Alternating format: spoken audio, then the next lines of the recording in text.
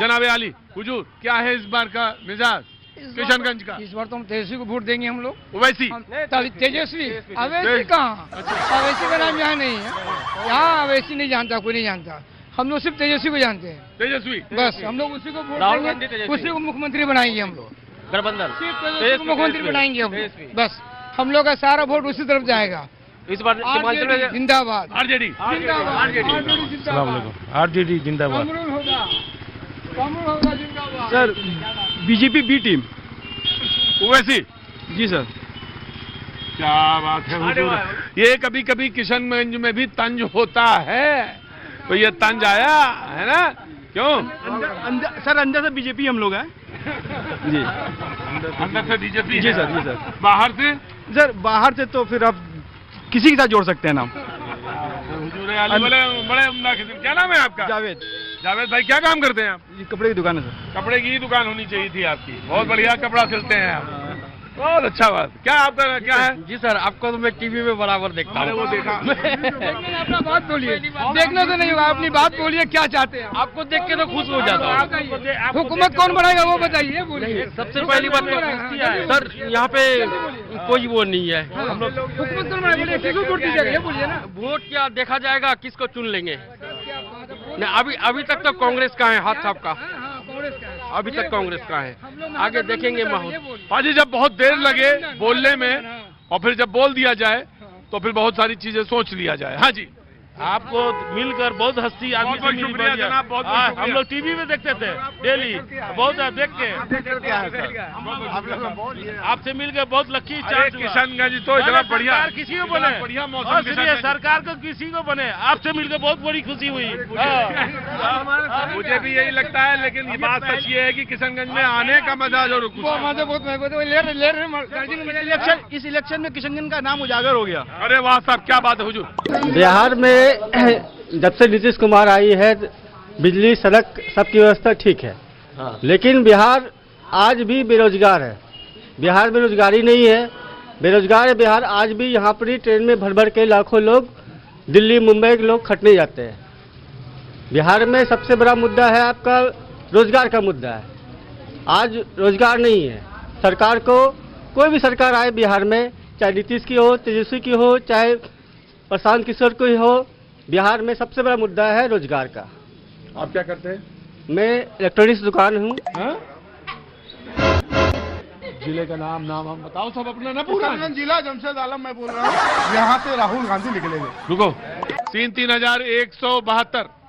Hello sir, यहाँ से किशनगंज से जिला से बिहार में राहुल गांधी जीतेगा यहाँ से, ये मेरी दावा है।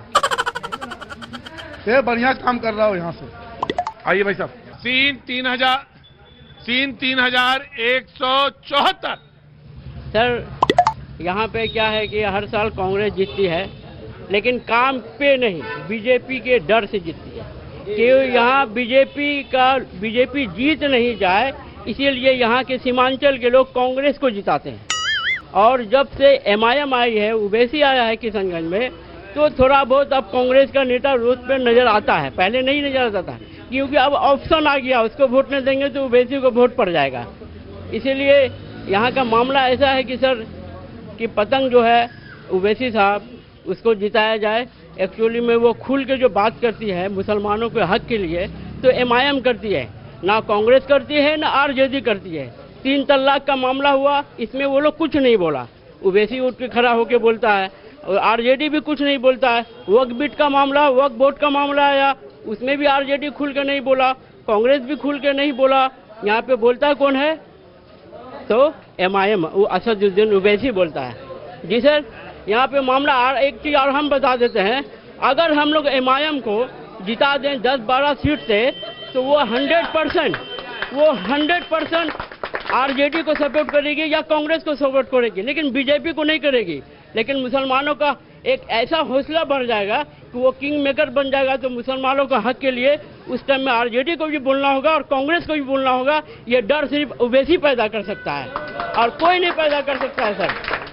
उसके आने से बहुत फायदा होगा मुसलमानों को, और वो पढ़ा लिखा ब्लिस्टर भी है सर। मुद्दा यह है कि किशनगंज मुस्लिम इलाका है, मुस्लिम बहुल एरिया है, जो कि बिहार का सबसे पिछड़ा जिला माना जाता है।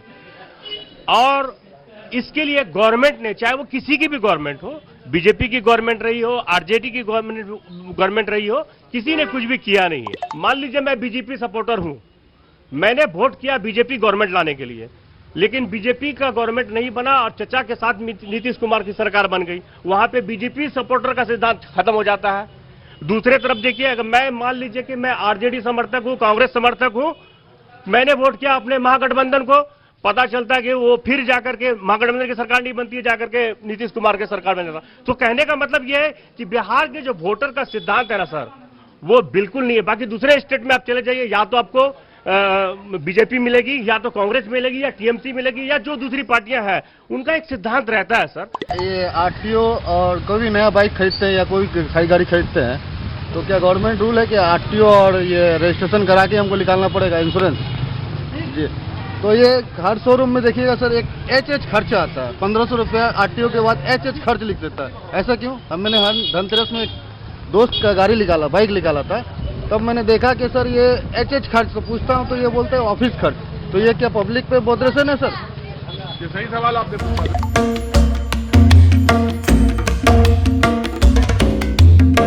अरे सुनो सर, पॉडकास्ट करोगे? जी, पॉडकास्ट कर लो।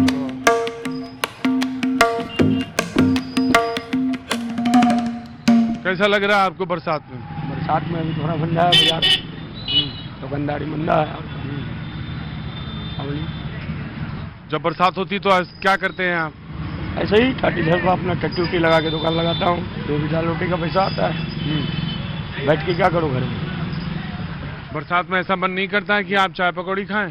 चाय पकौड़ी भी खाता हूँ। ज्यादा समय क्या करते हैं बरसात में? बस अपना दुकान लगाता हूँ हमेशा, जब भी बरसात पानी धूप जो छाता लगा के लगा लिया। जब परेशान होते तो क्या करते हैं? कोई परेशानी नहीं होती है। पॉडकास्ट चल रहा है, ये मजाक नहीं चल रही है। क्या चल रहा है? पॉडकास्ट चल रहा है। हाँ, पॉडकास्ट चल रहा है, मजाक नहीं चल रही है ये जो आप सोच रहे हैं कि मजाक चल रहा है। अगला सवाल आपसे मैं और पूछता हूँ कि फिल्म कौन सी देखते हैं? फिल्म अभी कोई सी नहीं देखते हैं, टाइम नहीं बचता उतना, कहाँ फिल्म देखें, कमाना खाना है डेली। यहाँ पे आपको दुकान लगाना है डेली कमाना खाना, फिल्म देखने का समय कहाँ? आपको मौज लग रही फिल्म देखने जाए, कच्चा सामान है, खराब हो जाएगा। सवाल भी बेवकूफ़ी वाले पूछते हैं आप ब्रॉडकास्ट में। ये पूछिए कि जब परेशान होते तो क्या करते हैं? कुछ नहीं करते, परेशान हुए अपना दुकान आके बैठ गए, जो यहाँ से खर्चा पानी निकल गया, किसी से मांगना नहीं पड़ा बस, और इससे ज़्यादा क्या। दूसरे लोगों को क्या कहना चाहेंगे आप?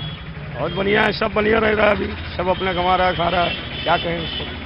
वो अपनी परेशानी लेके झेल रहा है, हम अपनी परेशानी लेके झेल रहे हैं। जब परेशानी ज़्यादा है तो क्या करना चाहिए? कुछ नहीं करना है, वो पागल लोग का काम है जो आत्महत्या मौत करेगा, जो कमाने खाने वाला वो ऐसा काम नहीं करेगा कभी, है ना जी।